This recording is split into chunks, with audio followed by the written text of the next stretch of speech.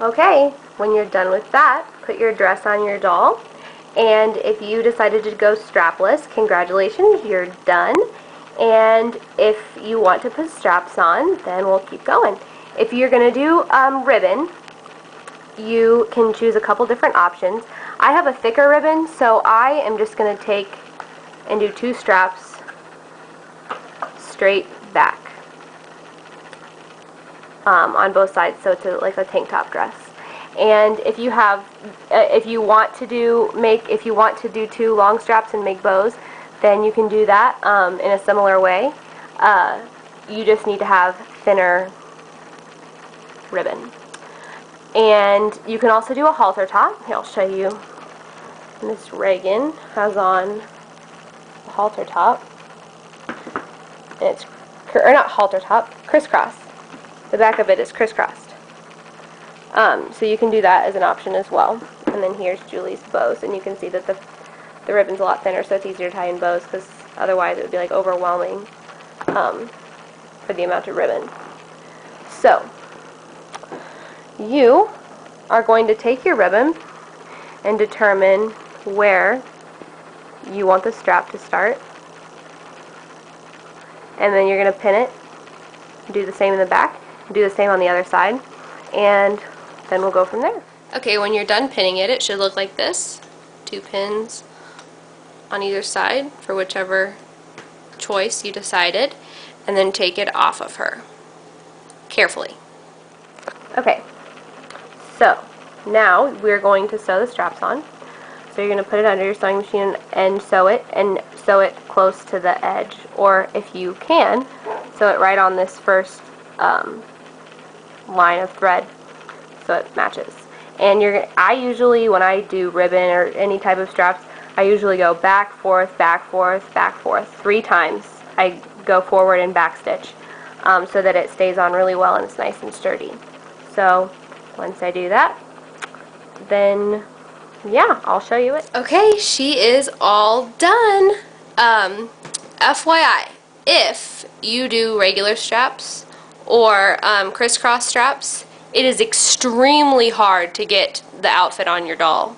I went from her feet up, and I also tried from her put her head through it, and finally got it from going from her feet up and putting her arms through the straps. But it's definitely not easy. You gotta definitely tug, so make sure that your ribbons are sewn on good and tight. The best bet, if you want something that's easy, is to do the bows like Julie has on her dress, because you can just untie those and slip it off like a strapless if you want. You could also hide them and have them be a strapless, just tuck them in if you wanted, so that's an option.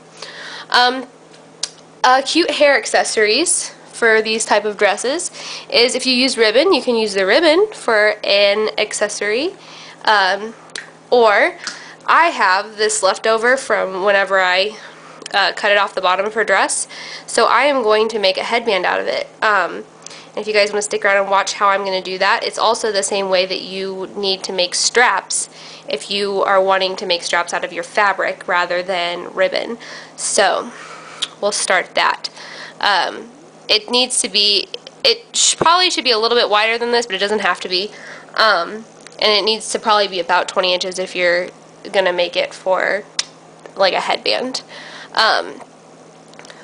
You're going to iron both sides like this, so like both sides into each other, and iron them down good so that they stay nice and flat so you can sew it easier, and I'll show you what to do after I iron it. Okay, when you're done ironing, it should look like this, and you are going to go ahead and put it in there and stitch along both sides as close to the edge as you can.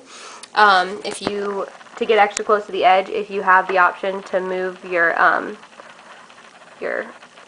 sewing machine to move the needle to the left or to the right, then that will help you get close to the edge. And that should be about it. I'll show you what she looks like when I'm done. Okay, she is all done and beautiful. Here's her headband, and I just tied it in a knot underneath her hair. And she looks so cute, and Mia looks really good in this pattern. One more thing before I let you go. Wow, I'm acting like I'm on the phone with you. if you want, you can take this ribbon and trim around the bottom. I think I might do that to this dress.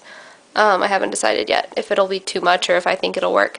But you can put a little trim around it to add a little extra if you want, depending on like if you use like a plain fabric like that white fabric and you want to add like a color, more color to it, and you can do the bottom.